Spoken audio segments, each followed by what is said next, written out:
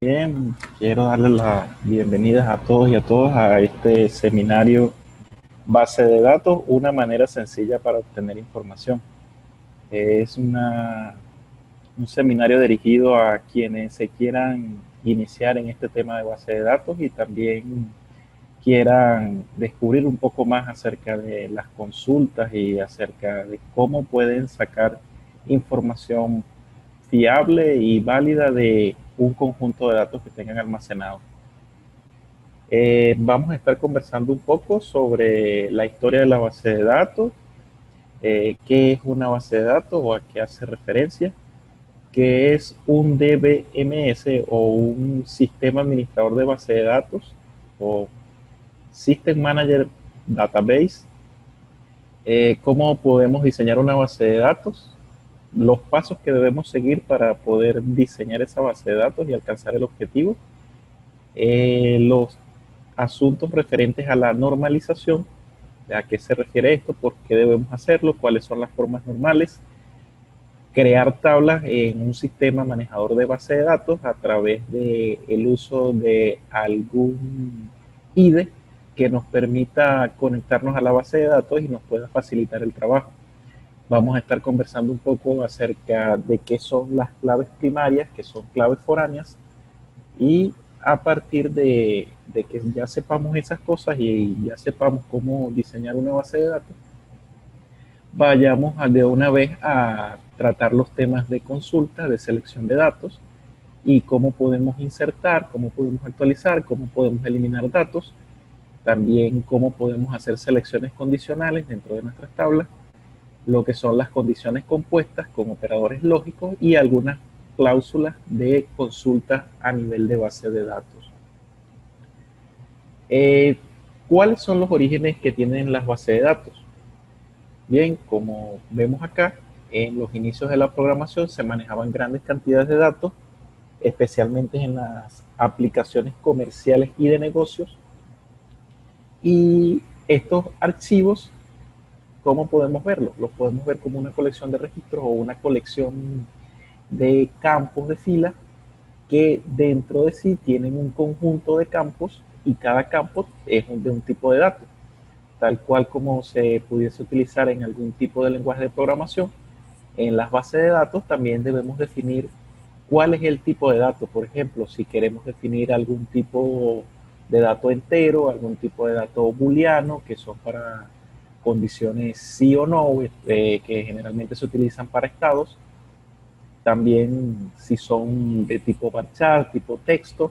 Tenemos una infinidad de tipos de datos que a medida que vayamos avanzando vamos a poder ver algunos de ellos y para qué sirven.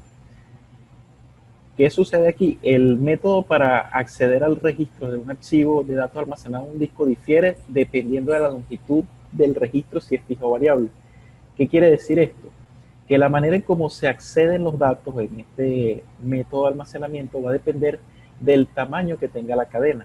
Podemos decir, por ejemplo, si vemos esta imagen que está acá, si ustedes ven, aquí tenemos un conjunto de campos, por ejemplo, como son nombre, apellido, correo electrónico, y si nos damos cuenta acá, no todas las líneas tienen la misma longitud. Entonces, esto difiere un poco para explicarlo de una manera sencilla. Eh, ¿Cuáles son las desventajas de este método de almacenamiento para tenerlo como un sistema fiable de control de datos?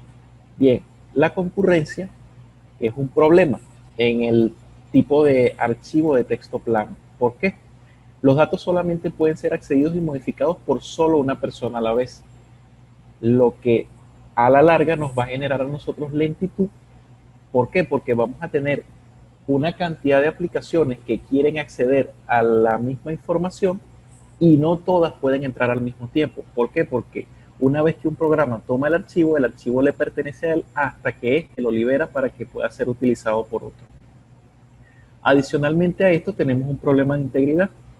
¿Qué pasa? Si más de una aplicación utiliza la misma información, los datos pueden corromperse.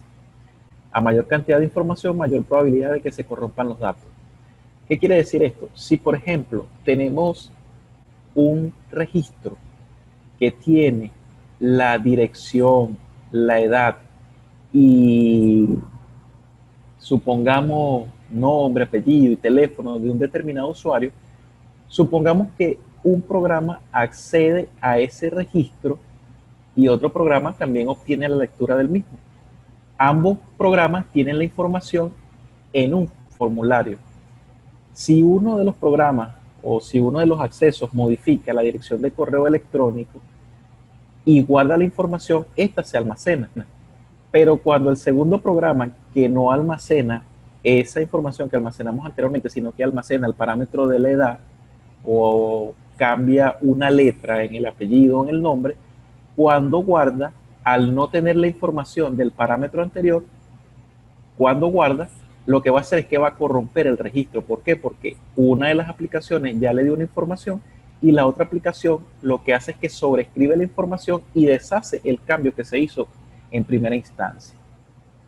Adicional a eso tenemos otro inconveniente, la relación entre los datos. Es muy difícil establecer relaciones entre los datos de un archivo plano, pues no hay una estructura predefinida para el mismo. Es decir, no todos los archivos van a tener la misma estructura, por decirlo de alguna manera. No todos los archivos tienen nombre, apellido y correo electrónico, sino que dependiendo del uno o el otro va a cambiar. Otro problema que tenemos es la reutilización. Es muy difícil para un sistema en particular no poder reutilizar lo que otro sistema hace. En este sentido, el fuerte acoplamiento entre los datos y la aplicación hace virtualmente imposible el que se puedan integrar estos datos. ¿Ok?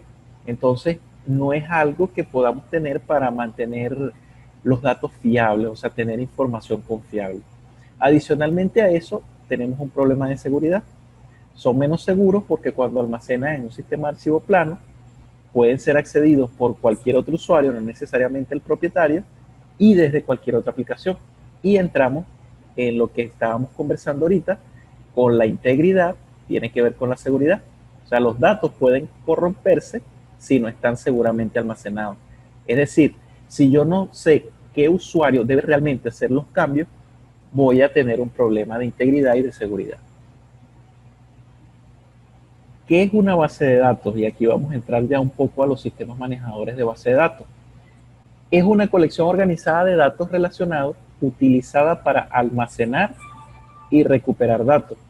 Se almacena como archivos de datos en una computadora. Ustedes dirán, pero ¿cómo es esto si estábamos viendo ahorita unas desventajas con los sistemas de texto plano? Este es uno de los problemas que resuelven los sistemas manejadores de base de datos. ¿En qué sentido? Son organizados porque hacen referencia a cómo los datos tienen que ser almacenados, tienen una estructura acorde y lógica, que es lo que no tienen los sistemas de texto plano. Es decir, que aquí se asegura que cada registro va a tener la misma estructura. También es una colección, hace referencia a un grupo de datos que generalmente son datos que pertenecen a diversos tipos de datos. Es decir, que en un mismo registro podemos tener datos enteros, podemos tener datos numéricos, podemos tener datos varchar o string o de tipo texto o booleano dentro de una misma línea. Adicionalmente a eso podemos interrelacionarlo. Permite que la colección de datos proporcione información razonable y coherente. Es decir, que aquí también se resuelve el problema de integridad de datos. ¿Cómo debemos diseñar una base de datos? Ya teniendo claro la parte anterior acerca de lo que es una base de datos como tal, que nos ofrece integridad y nos permite tener ciertas ventajas que los sistemas de archivos de texto plano no los tienen. En primer lugar, ¿qué debemos hacer? Debemos identificar las entidades y las relaciones entre ellas. ¿Qué quiere decir esto de entidades? Es que debemos manejar de alguna manera lo que tenemos en la vida real para llevarlo a algunas tablas o lo que nosotros necesitamos para nuestro modelo de negocio. En esto entra en juego lo que es la recolección y análisis de los requerimientos. Esta es una de las fases más importantes a la hora de nosotros diseñar para nuestra base de datos para no tener errores a la larga y entonces tener que hacer grandes modificaciones de fondo ya una vez que la tengamos estructurada. Segundo paso, debemos generar un diagrama entidad-relación. Este diagrama entidad-relación tiene que ver con lo que es el diseño conceptual. Esto es lo que nos permite a nosotros saber cómo se interrelacionan las diferentes tablas entre sí. podemos decir que tenemos una tabla de direcciones y una tabla de usuarios. Entonces, ¿cómo definimos nosotros esa relación? Un usuario puede tener solo una dirección al mismo tiempo y entonces ahí ya nosotros vamos estableciendo nuestras relaciones con cada una de las tablas. Como paso número 3 tenemos llevar el diseño conceptual a un diseño de tabla o lo que es lo mismo un diseño lógico. ¿Qué es lo que vamos a hacer nosotros acá? Vamos a hacer una especie de dibujito y vamos a ir colocando dentro de ese dibujo cada uno de los campos que tienen que ver con nuestro diseño conceptual. Es decir, si tenemos una tabla persona y en esa tabla persona nosotros queremos que la persona tenga datos tales como número telefónico, dirección, correo electrónico, nombre, apellido, DNI, eso nosotros lo vamos a ir haciendo en nuestro diseño lógico. Posteriormente tenemos que pasar a nuestras operaciones de normalización, que también forman parte de nuestro diseño lógico. Vamos ahorita a ver un poco más acerca de qué es lo que se trata esa normalización.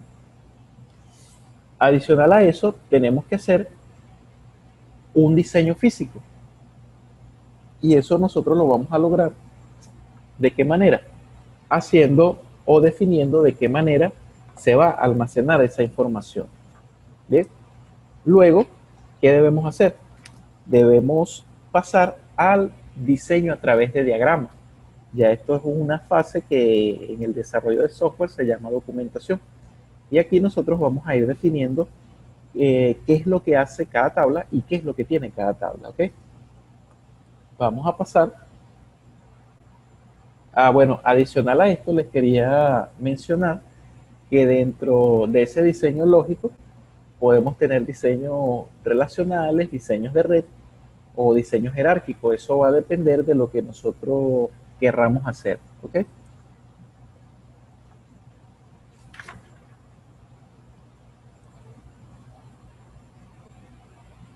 ¿Qué es un sistema manejador de base de datos? ¿Verdad? ¿Qué podemos hacer en ese sentido? Otra cosa que se me había olvidado mencionarles acá en la lámina anterior es que los dos últimos pasos son independientes del sistema manejador de base de datos que nosotros estemos utilizando. ¿Okay? Entonces no es algo que vaya a depender en gran manera de lo que nosotros estemos haciendo. Ok, se puede entender como algo que provee al programador y al usuario las funcionalidades para crear una base de datos, agregar elementos, modificar su contenido, eliminar y ordenar registros de la manera que se desee.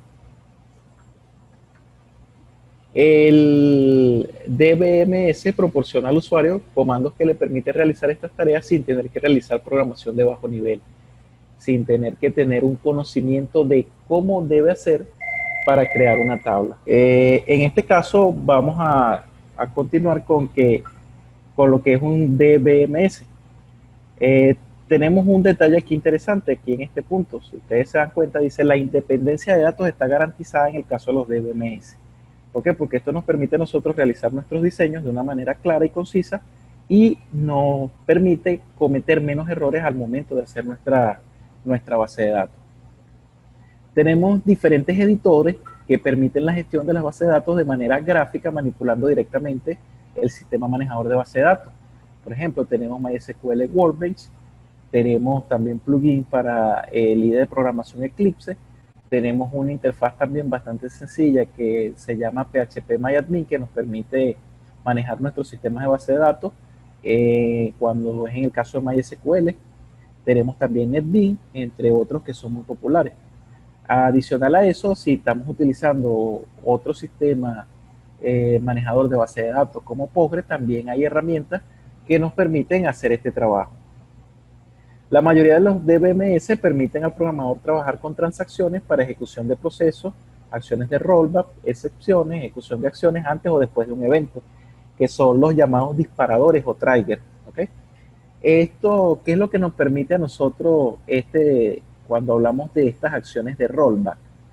Esto quiere decir que nosotros podemos definir una serie o una secuencia de inserciones o de trabajos que se deben hacer con varias tablas a la vez Y en el caso de que una sola de ellas no se ejecute, los cambios son devueltos a su estado original, es decir, no perdemos la integridad de nuestros datos al guardar información incompleta en algunas tablas, dejando otras tablas por fuera.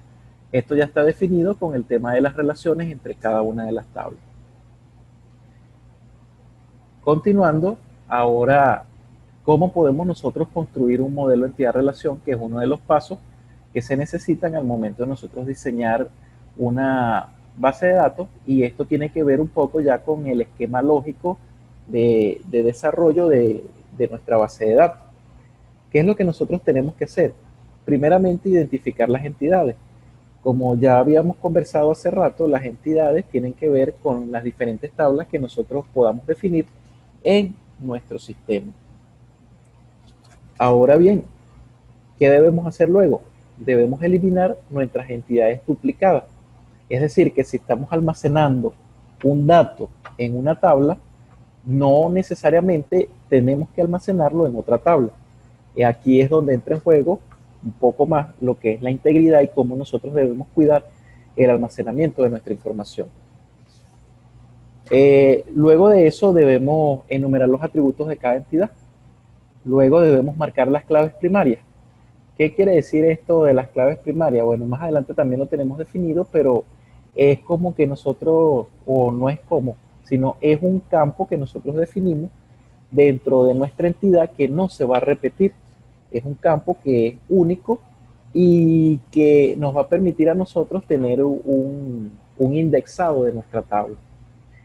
Luego de eso debemos definir nuestras relaciones, cómo se interconectan cada una de las tablas, cómo depende una de la otra y qué necesitamos nosotros para que se almacene la información correctamente sin que vaya hasta quedar corrupta. Luego de esto debemos examinar cada tipo de entidad para ver cómo se relacionan con otras entidades, que es lo que les estaba comentando ahorita de definir las relaciones. Luego de esto viene un paso, pero ya esto forma parte más que todo del diseño lógico para que cada quien pueda tener claro qué es lo que tiene que hacer. Por ejemplo, debemos describir la cardinalidad de las relaciones. ¿Y cómo es esta cardinalidad? Esta cardinalidad viene dada por la relación, por ejemplo, tenemos acá definida lo que es la relación 1 a 1, 1 a mucho, muchos a 1 y muchos a muchos. Por ejemplo, si tenemos una tabla definida como estudiante y tenemos una tabla materia y una tabla nota, eso lo vamos a ver más adelante también con otras cosas que tenemos acá definidas que nos van a permitir a nosotros ver de una manera más clara lo que les estoy mencionando ahorita. Por ejemplo, un estudiante puede tener muchas materias y una materia tiene una nota y un estudiante puede tener muchas notas. Entonces allí nosotros definimos nuestra cardinalidad dependiendo de lo que nosotros tengamos. ¿Qué otra cosa debemos hacer nosotros? Debemos eliminar nuestras relaciones redundantes. ¿Qué quiere decir esto? Que una tabla no debería estar relacionada cíclicamente, por decirlo de alguna manera. Es decir, no debería estar dando un salto, ¿ok? Por ejemplo, si ustedes se dan cuenta aquí de esto, que está acá, cuando ustedes ven estos símbolos que están acá, esto lo que nos dice es que es 1, y este que está aquí nos dice que es mucho. Entonces, no se debería dar el caso de que esta tabla también se relacione con esta, ¿ok? Sino que, fíjense que la relación que ella tiene es de acá para acá, de acá para acá, luego de aquí para acá, pero a su vez esta tabla se relaciona con estas dos. Pero no hay una relación directa entre ellas.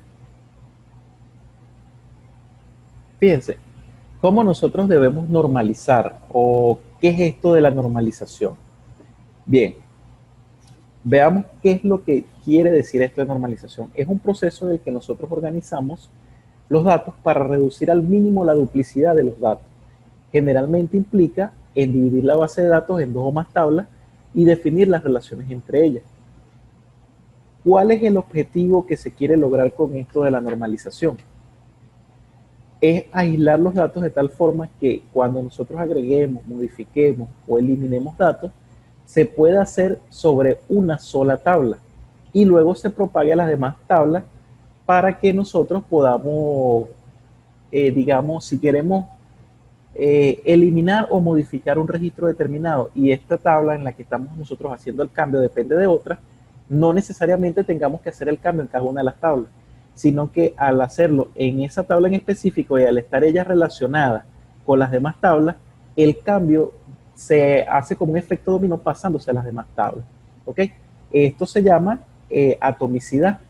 ¿Y a qué se refiere la atomicidad? Es lograr la descomposición sin la pérdida de información. Vamos a ver acá cómo nosotros podemos realizar esta normalización. Vamos a ver en este ejemplo que tenemos acá, fíjense que es una tabla que tiene estudiante, nombre de estudiante, una dirección, tenemos una materia y aparte de esa materia tenemos que cada materia tiene definido un nombre. Ahora bien, ¿cuáles son las ventajas? Las ventajas son flexibilidad, integridad de datos y eficiencia. ¿Qué es lo que nos permite esta flexibilidad a nosotros? Bueno, que nosotros podemos hacer modificaciones de una manera rápida y sin que esto implique que la información vaya a quedar corrupta. ¿Ok? Cuando tenemos la integridad de los datos, hacemos referencia a que nosotros podemos saber que el que está modificando en un momento determinado la tabla es quien tiene el permiso y que si hay otra persona que también está haciendo la modificación, el cambio de cada una va a entrar de acuerdo al orden en que lleguen. Y esto a su vez nos va a dar a nosotros un poco de eficiencia, ¿ok? ¿Cómo obtenemos nosotros esta eficiencia? Eliminando los datos redundantes, con eso ahorramos espacio y podemos hacer un proceso de recuperación mucho más eficiente. Ahora bien, ¿qué son estas formas normales? Tenemos la primera forma normal, o 1NF. ¿Qué quiere decir esta primera forma normal? La relación entre las tablas se dice que está en esta primera forma normal si satisface las siguientes condiciones. Los campos de variables repetidos o grupos de variables repetidas deben ser eliminadas. Adicional a eso, todas las filas contienen el mismo número de campos. Y ya con esto nosotros podemos decir que nuestra base de datos está en esa primera forma normal.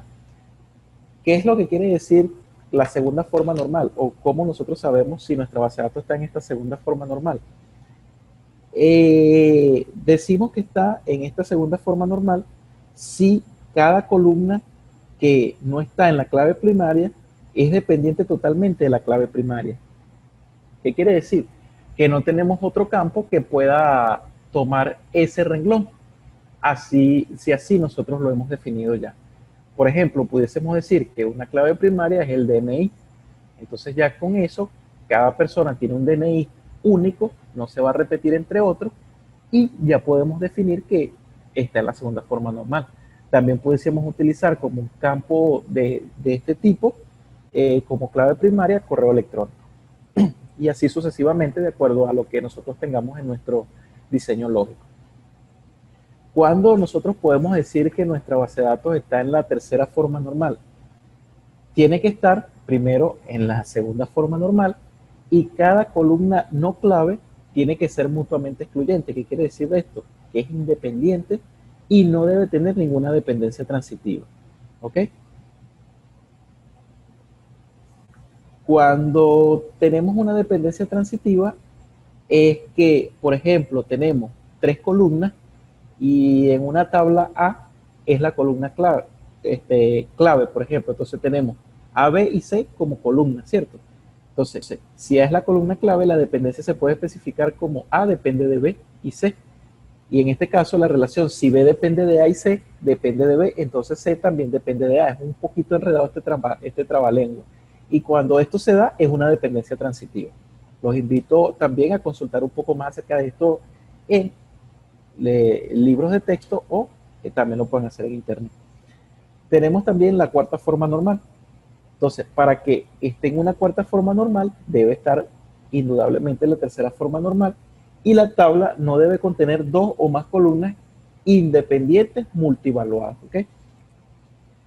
Si pasamos ahora a lo siguiente, fíjense que ya nosotros acá tenemos, si volvemos un poco y vemos acá nuestra tabla que tiene estudiante, el nombre de estudiante, dirección y de materia, entonces cuando nosotros pasamos a normalizar, primero descomponemos esta tabla que tenemos inmensa para nosotros comenzar a normalizarla, ¿ok? Entonces, ¿qué es lo que hacemos nosotros? Fíjense que podemos definir nuestras entidades como estudiante, tenemos una materia y podemos relacionar esas dos tablas a través de una tabla que se puede llamar estudiante materia, que la tenemos acá definida. Entonces tenemos una relación para acá y adicional a eso tenemos una relación hasta acá. Y no necesariamente tenemos que relacionar los estudiantes directamente con las materias, ¿ok? Sino, porque imagínense qué sucedería si tenemos a Pedro Pérez en una sola tabla y adicional a eso, Pedro Pérez, aquí tenemos otro campo adicional donde nosotros lleguemos y digamos, bueno, aquí va a ir la materia. Pero si ustedes se dan cuenta, Pedro Pérez puede ser que curse una materia o que curse las tres materias. Entonces, ¿qué va a suceder cuando él entre y tenga base de datos, análisis numérico y cálculo numérico? Si lo tenemos en una sola tabla, entonces Pedro Pérez va a tener que tener 3 registros o 2 registros adicionales aparte del que ya tiene, ¿ok? Entonces, si ustedes se dan cuenta, cuando nosotros querramos hacer un cambio, por ejemplo, en la dirección de esta persona, ¿qué es lo que va a suceder?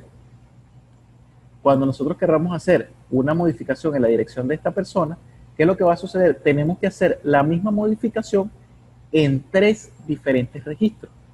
¿Y qué pasa si se nos olvida hacerlo en uno de los registros? Ya automáticamente vamos a tener nuestra información corrupta. Bien, ya hemos hablado un poco acerca de esto, de las claves primarias y de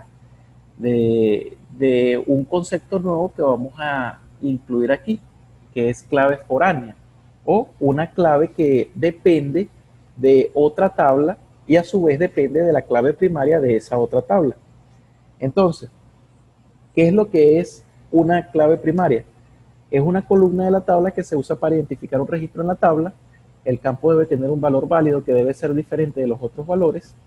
Adicionalmente, una tabla solo puede contener solo una clave primaria, aunque también puede ser una clave compuesta. ¿Qué quiere decir esto de una clave compuesta? Una clave compuesta es cuando usted tiene dos campos. Por ejemplo, tiene un campo ID. Disculpen un poco mi ortografía aquí, que no soy muy ducho con esto. Y también tiene un campo que se va a llamar correo electrónico, ¿ok?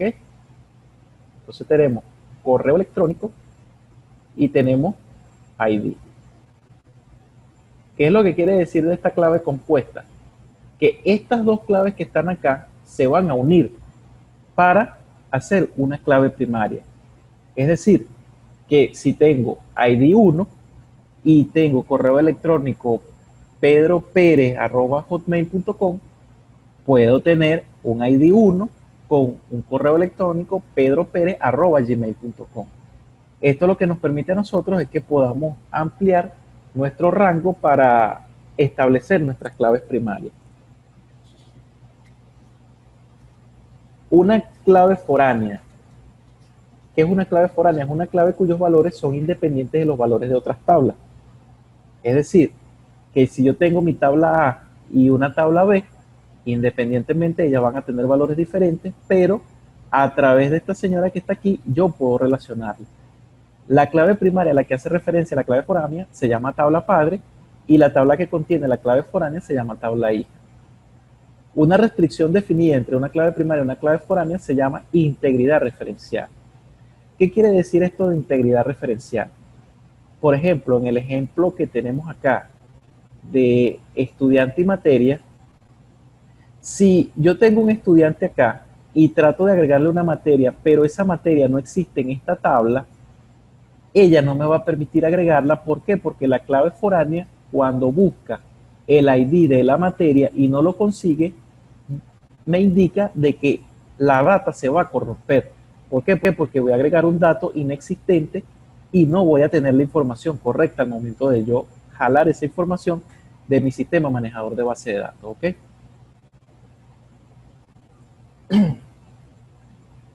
La clave primaria hace cumplir la integridad referencial. ¿Qué quiere decir esto? Que yo no puedo borrar un dato de una tabla padre si este tiene datos en una tabla hijo, ¿ok? Es una manera de mantener mi integridad y de mantener mi atomicidad en los datos. Bien, vamos a pasar ahora a lo que les estaba mostrando acá. Fíjense que aquí yo tengo definida en esta tabla la podemos llamar estudiante, esta tabla la podemos llamar estudiante materia y esta tabla la podemos llamar materia. Entonces yo tengo aquí una clave primaria que es mi identificador del estudiante. Ya yo sé que este valor que está aquí no se puede repetir con ninguna otra persona. Es decir, yo no puedo agregar otra vez E205 y agregar a Juanita Roja. ¿Por qué? Porque no me lo va a permitir. Adicional a eso, tengo una tabla aquí intermedia que me va a permitir relacionar tanto a los estudiantes con las notas y con las materias. Bien, ¿qué debemos hacer nosotros acá? Aquí vemos, entra en juego lo que es la clave foránea para mantener mi integridad referencial. Yo asocio el ID del estudiante y el ID de la materia con cada una de las tablas y también puedo asociar a su vez el ID de la tabla materia estudiante con una nota específica, ¿ok? ¿Cómo podemos hacer nosotros la cardinalidad de esto? Entonces definimos aquí un estudiante puede tener muchas materias o n materias, ¿ok? Y a su vez una materia, ¿verdad? Puede ser cursada por muchos estudiantes. ¿Ok? No es una relación restrictiva de uno a uno. Y a su vez tenemos que muchos estudiantes materia pueden tener muchas notas, ¿ok? ¿Por qué? Porque un mismo estudiante puede cursar la misma materia varias veces si este la reprueba. Si ya viendo esto aquí claro, ¿verdad? Ya nosotros podemos ver esto de lo que es la, la integridad o nuestro diseño lógico, por decirlo de alguna manera, de nuestra base de datos. Si ustedes se dan cuenta acá, antes de pasar a las sentencias, vamos a pasar un poco a lo que les había comentado anteriormente de un IDE que nos va a permitir a nosotros tener, digamos, el manejo un poco más sencillo de nuestra base de datos. Fíjense lo que podemos hacer acá nosotros. Vamos a dejar de compartir un momento esta pantalla.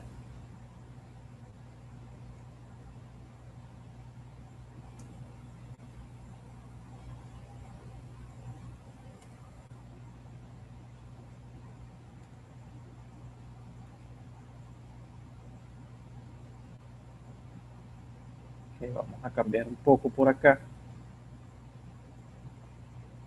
Estoy buscando por aquí, por aquí, por aquí.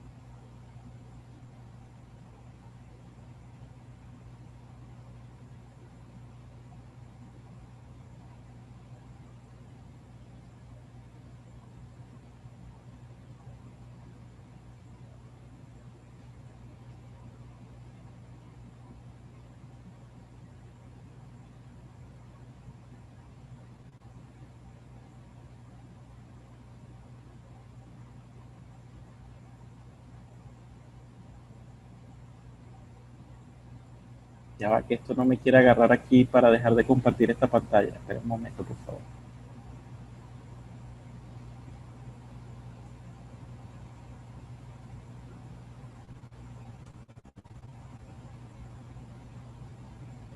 Ok, Vamos a cambiar acá un poco y vamos a ver un poquito con MySQL Workbench a qué estamos haciendo, referencia, ¿ok?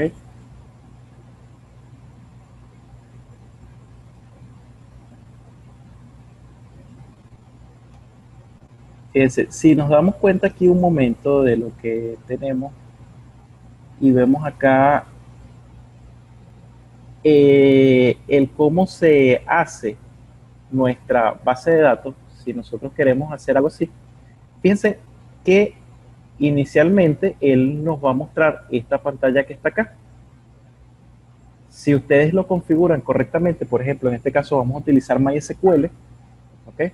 Si lo quieren hacer bajo entorno Windows, pueden utilizar algunos clientes como son XAMPP o XAMPP, también está LAMP, que es LAMPP, que les permite tener un manejador de base de datos, el motor de base de datos ya previamente instalado y a su vez también un servidor local web que les va a permitir gestionar su base de datos, ¿ok? Ya yo acá tengo un poquito adelantado lo que estábamos conversando en la presentación. Fíjense lo sencillo que es esto acá.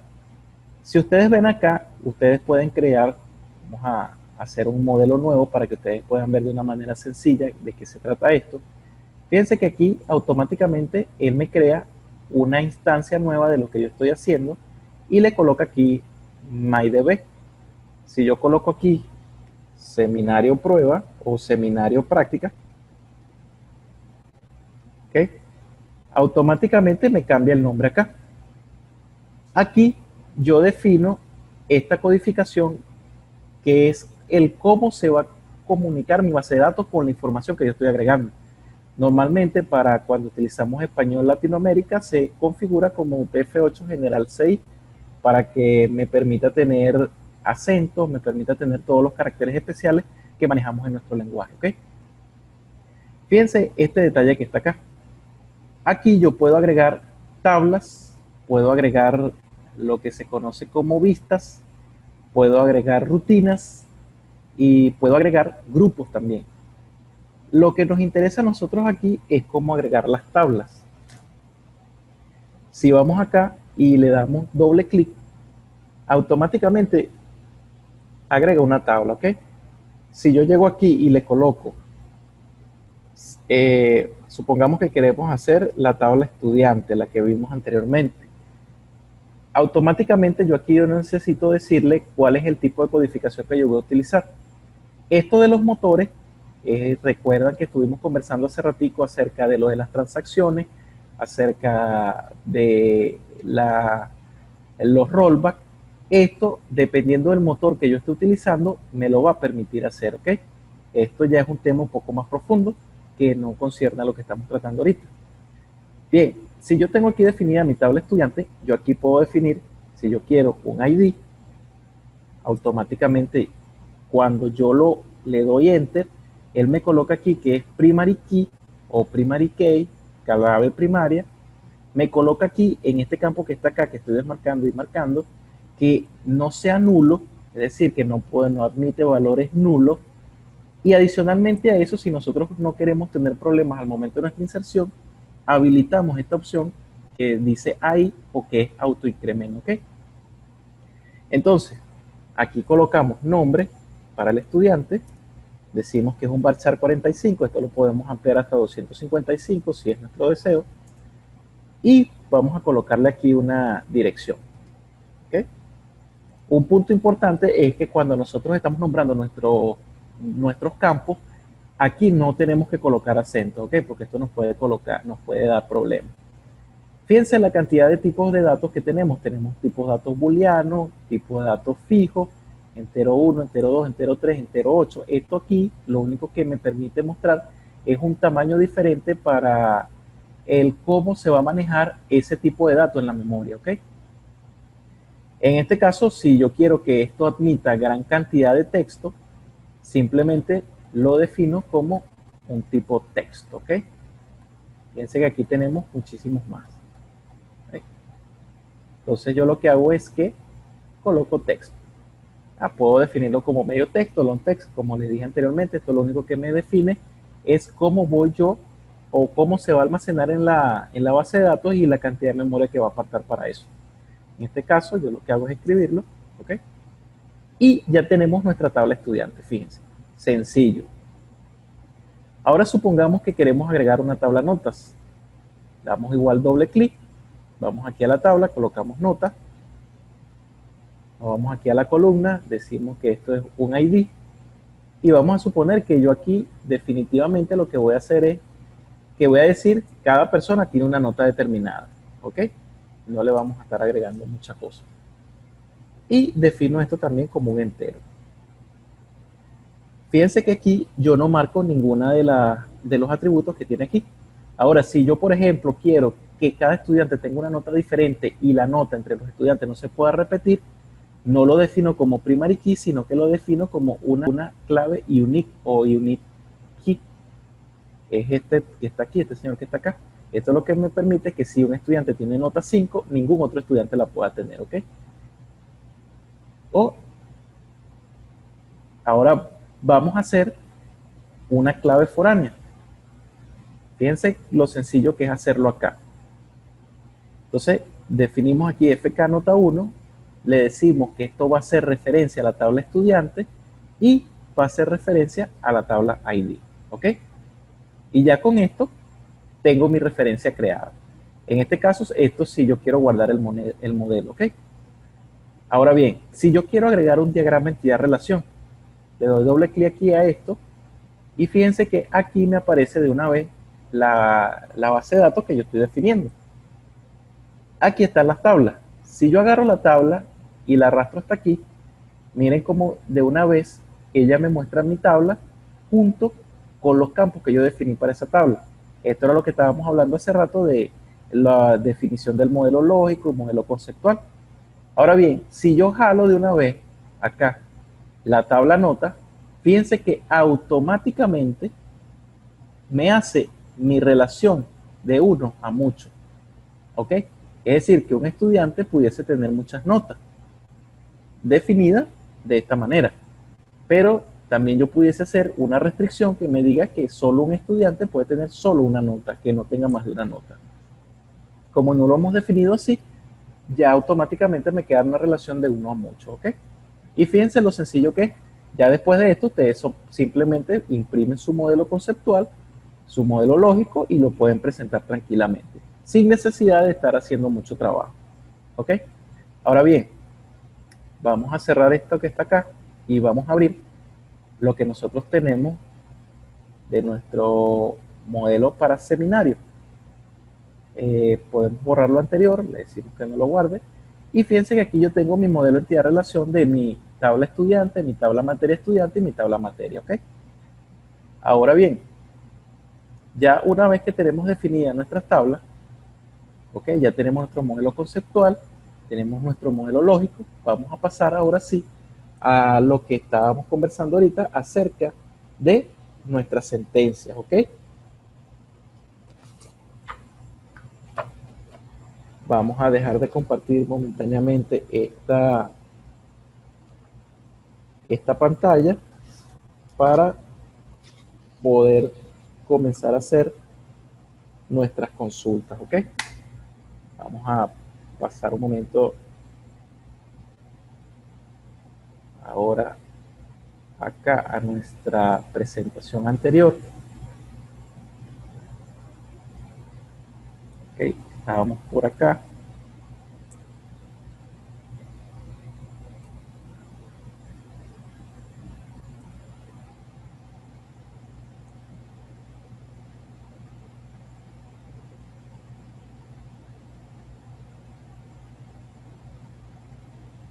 Vamos a empezar ya con un poco lo que son nuestras sentencias.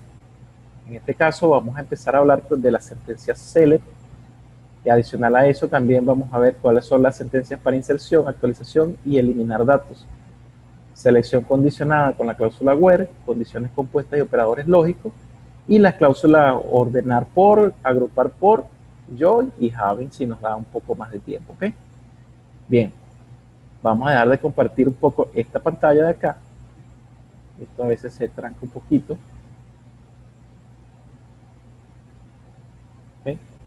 Vamos a empezar con la sentencia select. Vamos de nuevo a nuestro MySQL Workbench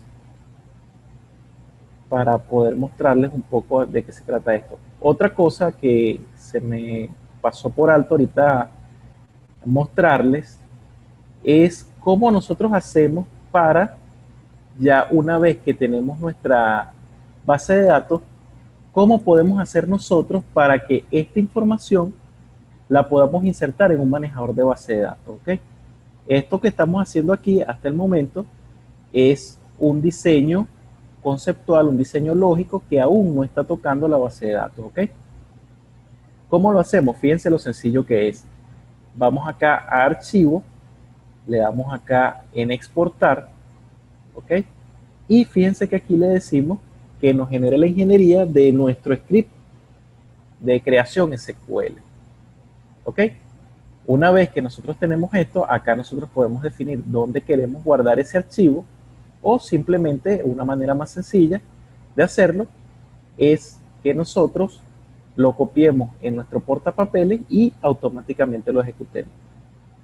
Okay, vamos a ver esta pantalla, creo que no se está viendo, para que ustedes la puedan ver, vamos a compartirla.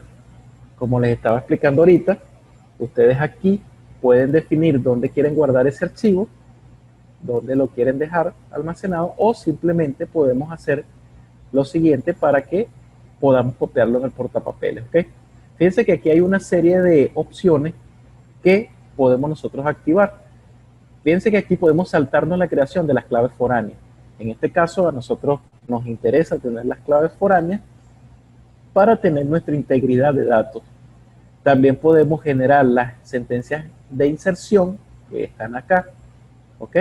Podemos desactivar nuestras claves foráneas para las inserciones. Esto es para, en el caso de que queramos hacer una carga masiva y lo queremos hacer por tabla, y nosotros tenemos eso definido en un archivo y sabemos qué archivo o qué registro va con qué registro, nosotros podemos desactivar momentáneamente los chequeos de las claves foráneas, ¿ok?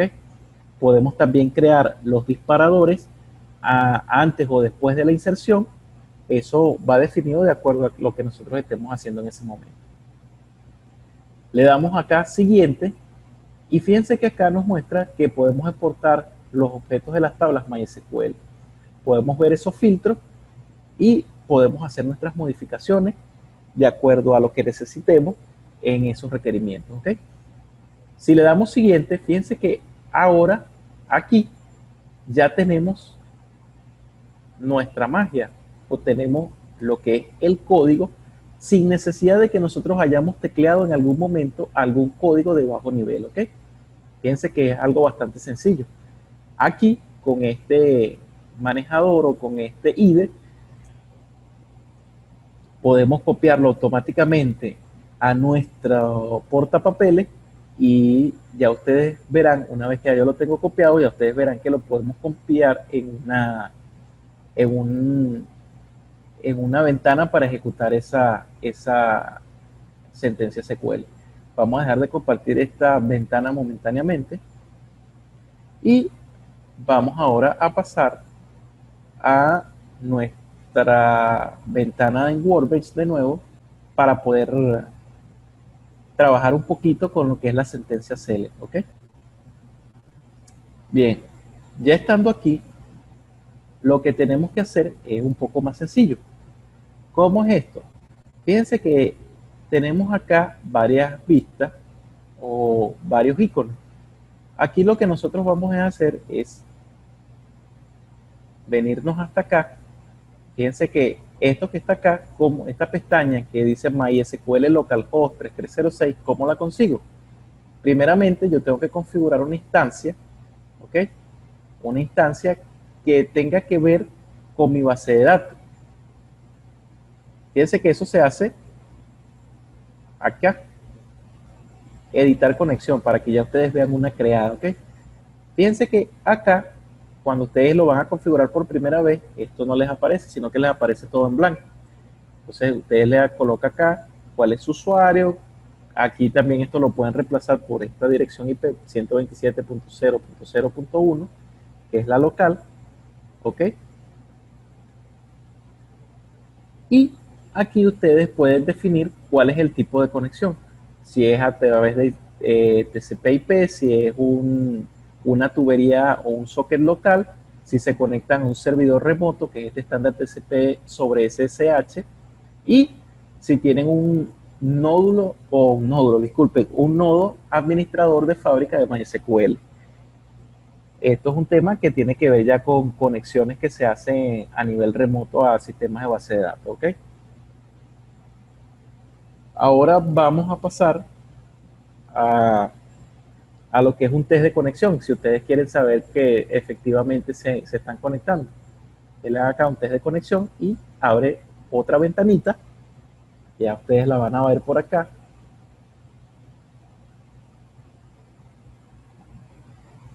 Es esta ventana que está acá. Y de acuerdo a la configuración que ustedes hayan hecho en su sistema manejador de base de datos, ustedes van a colocar una determinada clave, ¿ok? Puede ser, si yo coloco aquí una clave errada, el test de conexión me da un mensaje de que falló, ¿ok?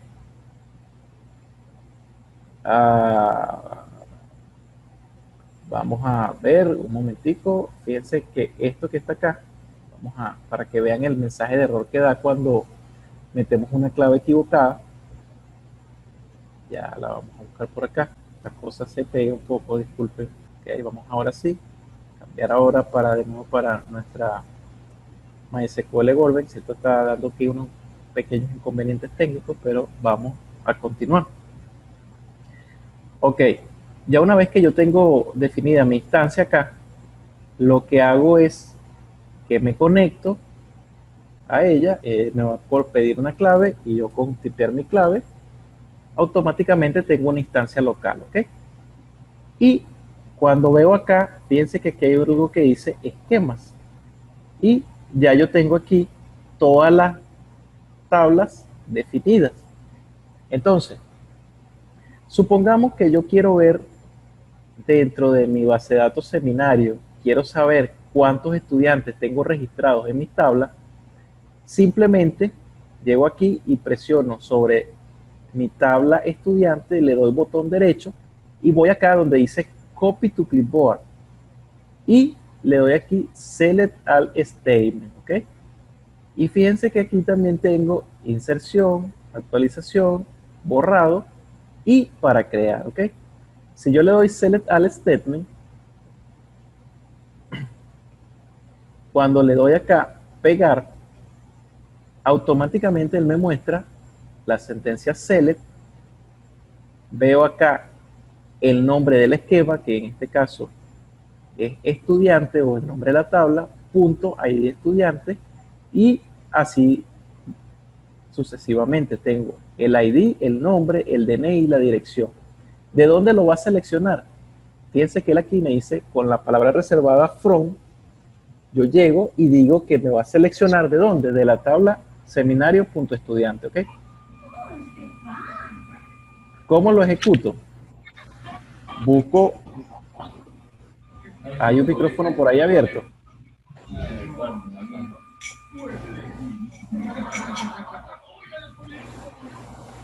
Amigo Marco, te acabas de conectar por acá, por favor, si puedes colocar, correcto, gracias. Continuamos por acá.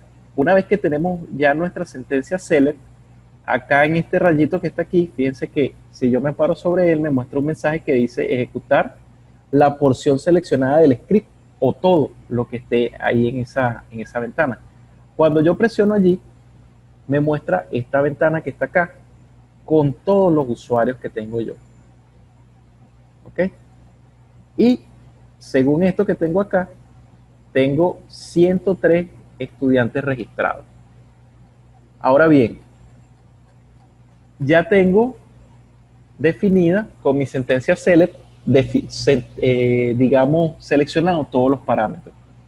Ahora bien, si yo quiero, aquí vamos a entrar un poquito ya con las selecciones condicionales que también estaba mencionado en la otra tabla, y digo, quiero saber de todos esos estudiantes quiénes tienen como dirección Brasil.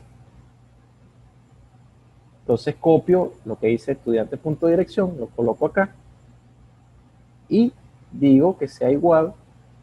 Esto, como es un bar chart, debo ingresarlo entre comillas simples y escribo, por ejemplo, Brasil. Disculpen, porque si no, esto no va a dar. Escribimos aquí Brasil y cerramos nuestra comilla simple, ¿ok? Ahora bien, le damos de nuevo al rayo y si solo me va a mostrar, vean que solo los que tengan dirección Brasil. Los que estén en otro, o tengan otra dirección, por decirlo de alguna manera, estén en otro país, no me los va a seleccionar. ¿Por qué? Porque yo aquí estoy diciendo que simplemente me tome en cuenta los que tengan esa dirección, ¿ok? Ahora bien, ya tenemos una condición. Ahora yo quiero que esto tenga un operador lógico. ¿Cómo defino yo esto de los operadores lógicos? Ya fíjense que estamos trabajando la sentencia select con condiciones y adicional a las condiciones vamos a utilizar un operador lógico. Supongamos que fíjense que yo tengo aquí en el ID del estudiante, tengo 3, 10, 11, 16, 19, tengo varios ID, 57, 66, y fíjense que tengo 36 resultados, ¿verdad?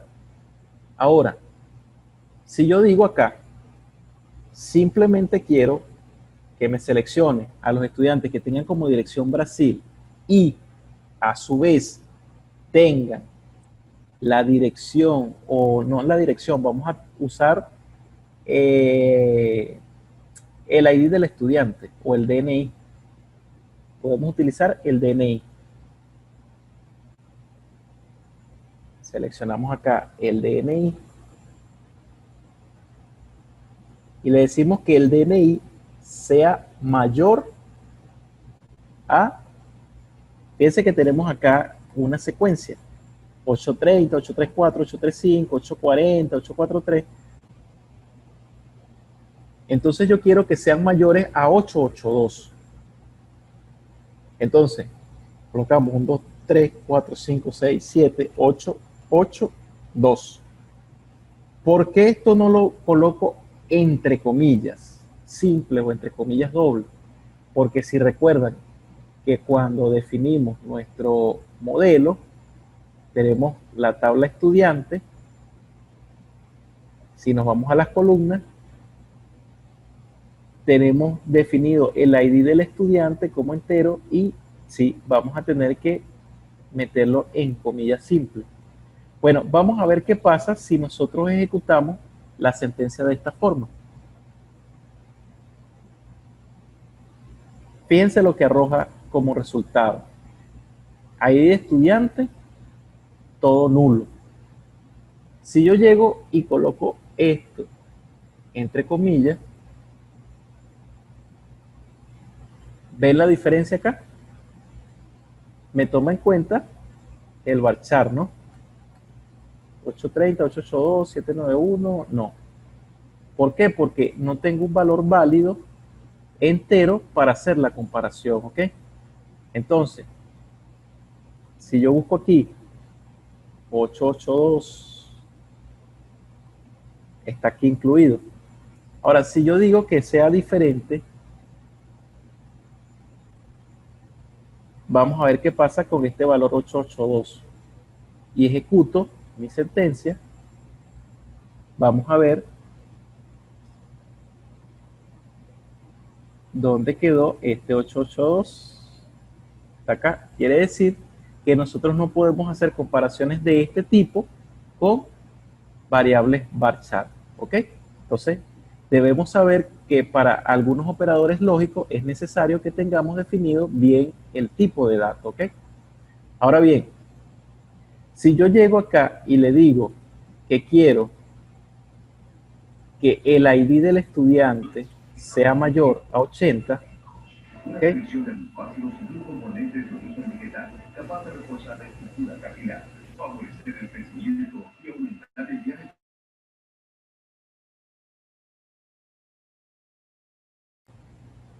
Y ejecutamos nuestra sentencia, la cantidad de resultados se ve mermada. Fíjense que solamente tenemos 82, 83, 86, 88, 89 hasta 100. Supongamos que yo quiero excluir de mis resultados todo lo que sea diferente a 88, por ejemplo. Vamos a sacar este señor que está acá. Entonces yo aquí sí defino diferente 88. Entonces cuando yo ejecuto mi sentencia SQL, el ID estudiante 88 no debería salir por acá en ninguna parte, ¿ok? Fíjense que sea 80, 82, 83, 86 y salta 89. Ya aquí tenemos algo definido de cómo son las sentencias, digamos, condicionadas y utilizando operadores lógicos. Ahora, si yo quiero colocar que sean de Brasil y Argentina, yo puedo hacer lo siguiente. En vez de utilizar el operador y, que es vinculante o excluyente, puedo utilizar el operador OR. ¿Qué pasa? Si yo digo que se cumpla una condición o la otra, todas van a entrar en el rango de selección, ¿ok? Entonces, si yo coloco aquí Argentina, deberían aparecerme tanto los que tengan dirección Brasil y dirección Argentina, ¿ok? Fíjense que tenemos Argentina, Brasil, Argentina, Brasil, ¿ok? Ahora bien, vamos a pasar ahora a lo que son las sentencias de inserción, sentencias de actualización. Si yo borro esto acá y hago la misma operación, por ejemplo, con mi clipboard o mi, ¿cómo se llama? Mi portapapeles, también lo puedo hacer de una manera sencilla. Le doy acá botón derecho, le digo que copie o lo puedo enviar al editor SQL y le digo que me mande la sentencia de actualización. Fíjense que para poder actualizar, obligatoriamente tengo que incluir una condición que está definida aquí. ¿Por qué? Porque si no, el cambio lo va a tomar en cada uno de los elementos que están en la tabla. Entonces, supongamos que simplemente yo quiero cambiar el nombre de este señor que está acá, de Pedro Pérez. Entonces, yo lo quito de aquí, quito mi ID estudiante, quito DNI, porque lo que me interesa cambiar es un solo parámetro, quito dirección. Entonces yo digo que me setee el nombre, y fíjense otra cosa importante que tienen estos editores. Para nosotros evitar el cometer errores, si ustedes se dan cuenta, cuando queda aquí una línea en blanco, automáticamente el editor me coloca una X. Como aquí yo no tengo un valor válido tampoco, me coloca una X. Fíjense que cuando yo quito la línea en blanco, bueno, se quita la X. Quiere decir que está correcta la sentencia, por decirlo de alguna forma. Pero tenemos errores en la línea 3 y 4. Si yo trato de ejecutar esta sentencia así, simplemente me va a decir que el query, aquí donde dice query complete, va a decir que está aquí en la parte inferior izquierda de la ventana, me va a decir query interrupted, o lo que es lo mismo que el query no se ha ejecutado. Entonces, como el nombre de la persona es un varchar, yo digo que Pedro Pérez quiero que me lo cambies por Ramón Hernández.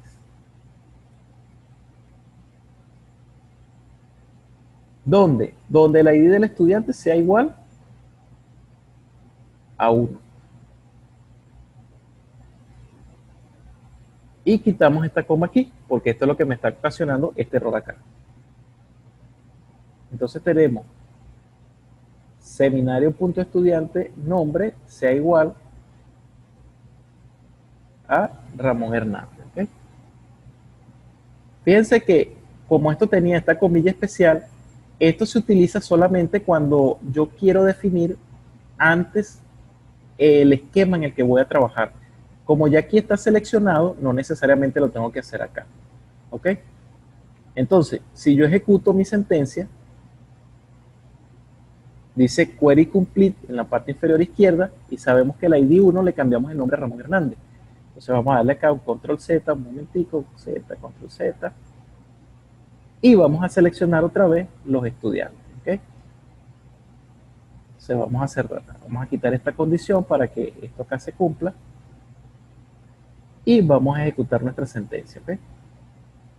Y tenemos acá nuestro registro número 1, que anteriormente se llamaba Pedro Pérez, ahora se llama Ramón Hernández.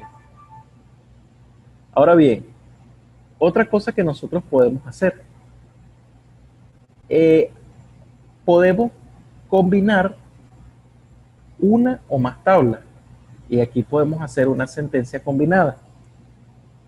Ok, vamos a abrir otra ventana aquí SQL y vamos a seleccionar acá las materias para saber qué es lo que tenemos nosotros acá.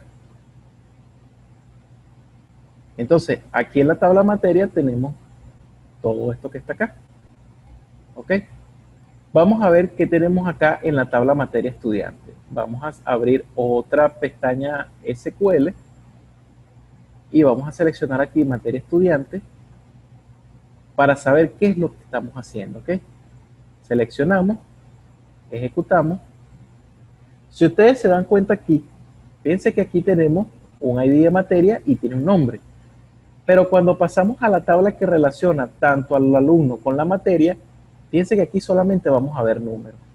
Tenemos un ID estudiante, o que en este caso se llama estudiante ID, que es lo que me indica que hace una referencia a la tabla estudiante, al ID de la tabla estudiante, y un materia ID.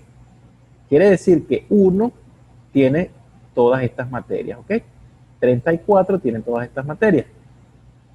Entonces, ¿cómo puedo hacer yo una combinación que me permita tener el nombre de la materia y el nombre de la persona? Lo pudiésemos hacer de la siguiente manera. Perdón. Seleccionamos estudiante, el ID, podemos seleccionar el ID del estudiante y el nombre del estudiante, ¿correcto? Vamos a comentar esta sentencia que tenemos acá. ¿Cómo lo hacemos? Hacemos aquí barra asterisco y aquí hacemos lo mismo, asterisco barra. ¿Ok? Vamos ahora a nosotros hacer una sentencia que nos va a permitir hacer lo siguiente.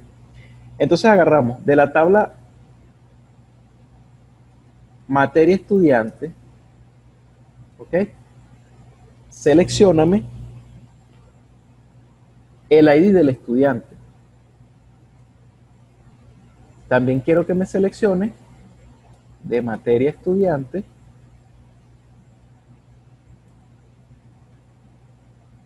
el ID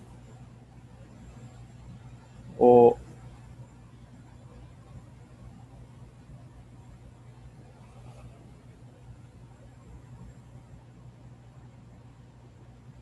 tenemos estudiante ID y materia ID, ¿ok? O sea, algo por aquí estoy escribiendo mal. Materia estudiante.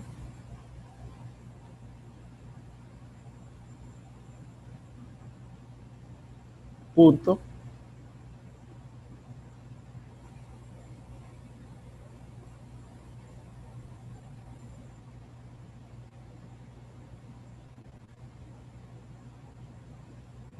Vamos a seleccionar aquí materia ID.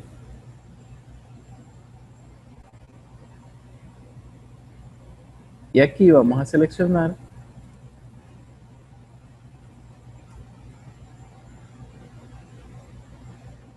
estudiante ID, ¿ok?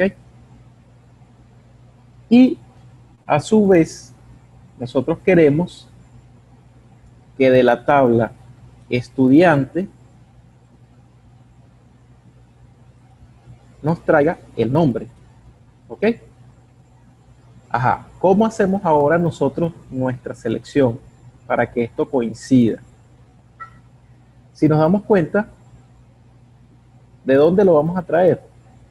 ¿De dónde? Lo va a traer de nuestra tabla materia estudiante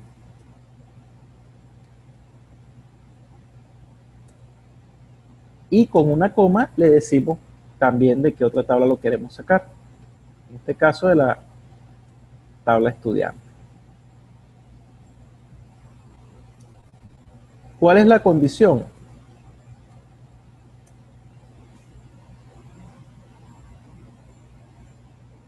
En este caso tendríamos que hacer esto para que no nos dé problemas con los esquemas. Tendríamos que agregar aquí el nombre de la base de datos.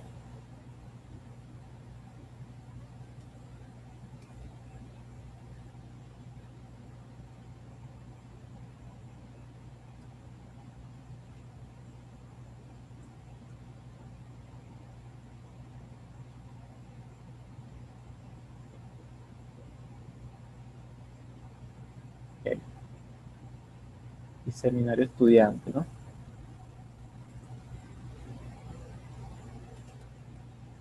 Donde materia estudiante ID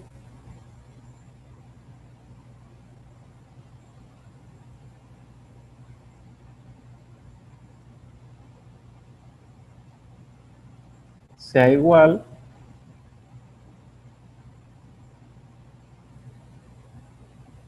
a materia estudiante ID sea igual a estudiante.id.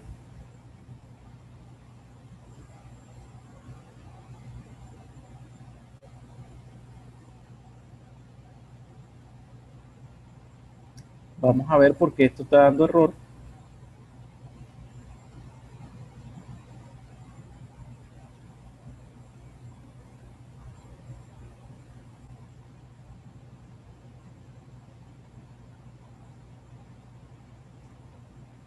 Déjenme revisar esto acá un momento.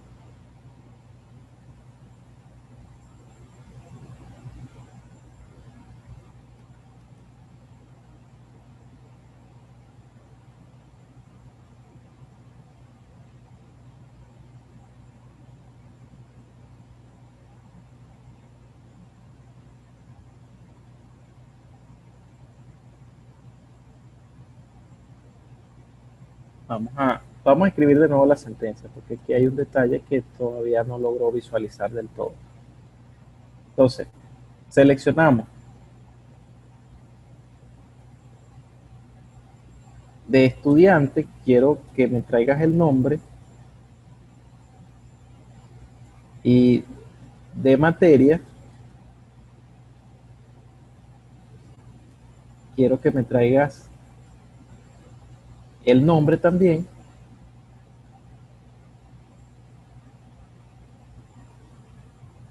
de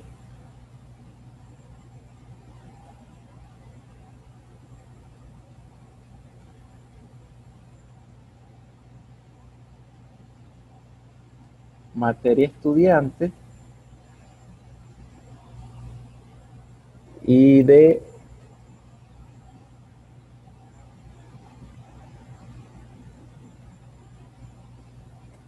estudiante. Vamos a esperar que me dé el autocompletado. Aún no me ha reconocido esta tabla por algún motivo que desconozco. Vamos a seleccionar para ver materia.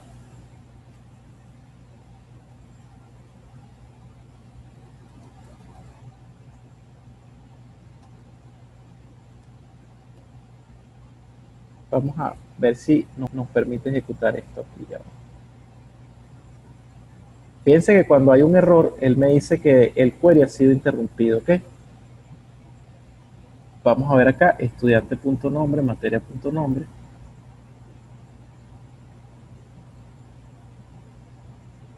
Vamos a revisar algo acá.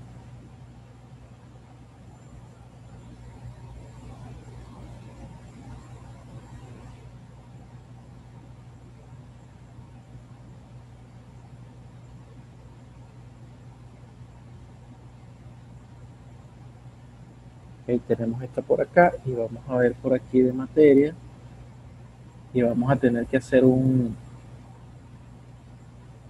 empaste de todas estas sentencias para que nos pueda dar la que es.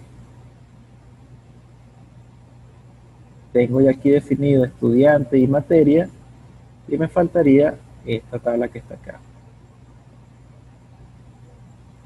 Bien, entonces si yo llego y selecciono aquí, me interesan entonces,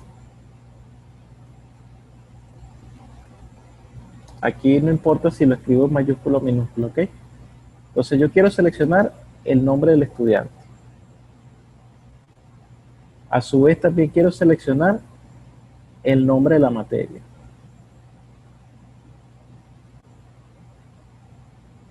Ok, ¿de dónde lo voy a seleccionar?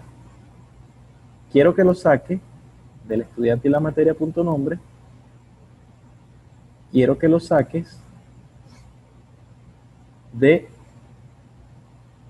todas estas tablas que están acá.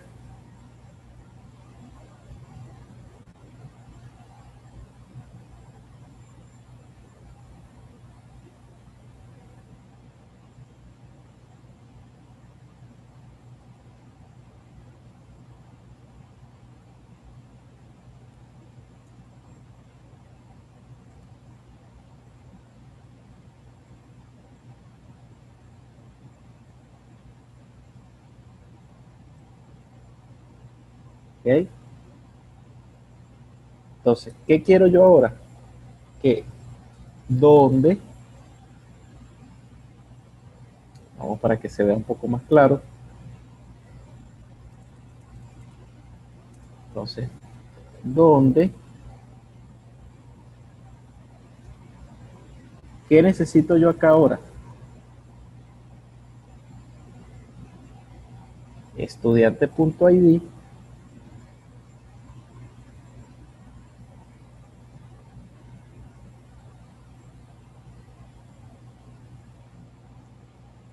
¿A qué tiene que ser igual? En este caso, mi tabla referencial es la tabla materia estudiante. Entonces, ¿qué tengo que hacer yo aquí? Selecciono a este señor que está acá, donde materia estudiante punto estudiante ID sea igual a estudiante ID. ¿Ok? Y a su vez,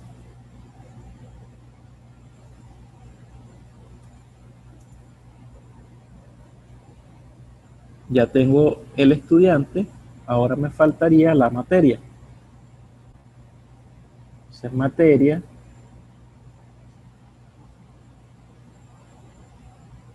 ID materia sea igual a este señor que está acá.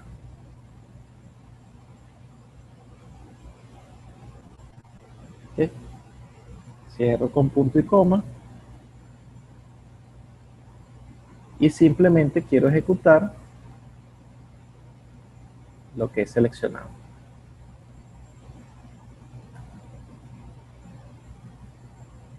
Me dice que tengo resultados, pero no lo está mostrando. Déjeme probar esto aquí en otro editor, a ver si es que es un problema del editor o es un error que se está cometiendo.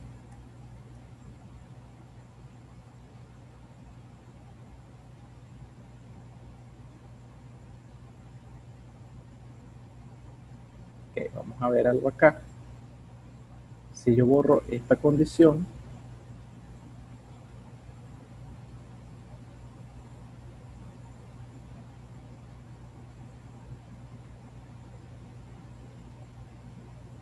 y tengo aquí definido, o sea, no fue necesario incluir la otra condición porque me crea un conflicto, porque no se cumple. Y tenemos aquí que este señor Ramón Hernández me hace una combinación con todas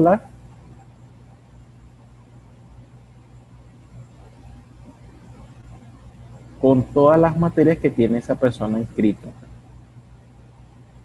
Ahora, si yo lo que quiero es agruparlas, por ejemplo, entonces yo lo que digo aquí es que aparte de esto, las agrupe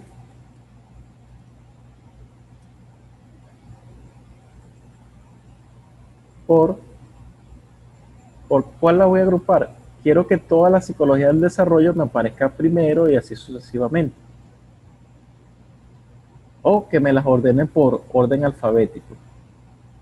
Llego y coloco mi materia.id materia y ejecuto mi sentencia de nuevo.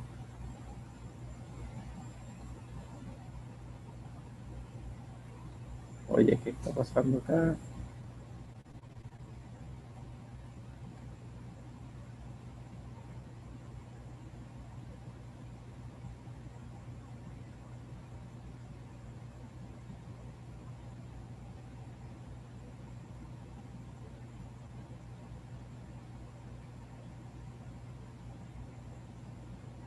Vamos a ver un momentico el tipo de datos que tenemos definido para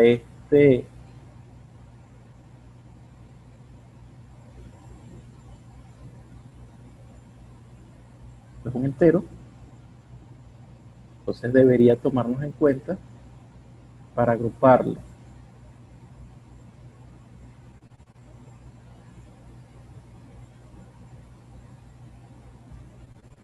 Vamos a buscar acá.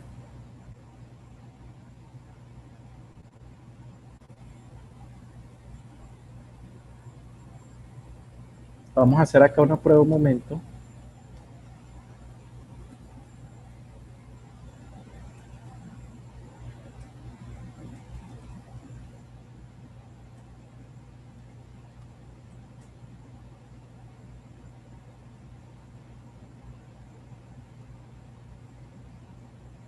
Aquí, como no tengo datos que se repitan, no hay nada que agrupar.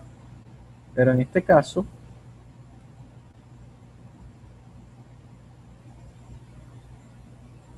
si yo lo cambio por order by, vamos a ver si me lo da.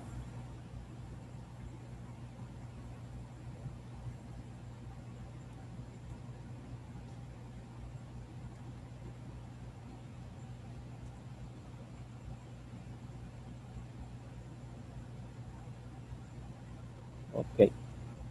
Esto es cuando yo quiero ordenar. Cuando quiero agrupar, disculpe que fue un error, una laguna mental mía. Cuando yo quiero agrupar es en el caso de que un mismo usuario pueda tener varias veces la misma materia y me agrupe y me muestre solo una materia. En el caso del ordenamiento es lo que les quería mostrar, de que me mostrara primero todos los que tenían psicología del desarrollo sin importar que lo tuviese una determinada persona, ¿ok? Pero aquí me está sacando una combinación. Ya esto habría que estilizarlo un poco más y poder agregar ya otras condiciones un poco más profundas para poder obtener los resultados que nosotros queremos, ¿ok? Entonces, supongamos que vamos a intentar hacer aquí un ordenamiento, pero descendente. En este caso coloco la palabra reservada des y ejecuto mi sentencia, ¿ok? Lo que hace es que lo coloca ahora al revés. Entonces, si yo llego, vamos a ver algo aquí un momentico, a ver si es así. Entonces, yo llego acá.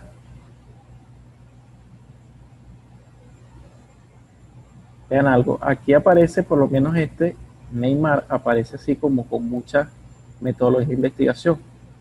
Si yo llego y escribo grow by y lo ejecuto,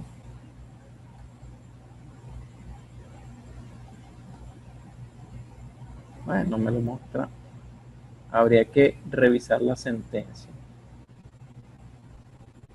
Bueno, si tienen alguna pregunta, porque yo creo que ya nos hemos limitado un poco el tiempo, con gusto se las podré responder. Bueno, si ya no hay preguntas, podemos dar por terminada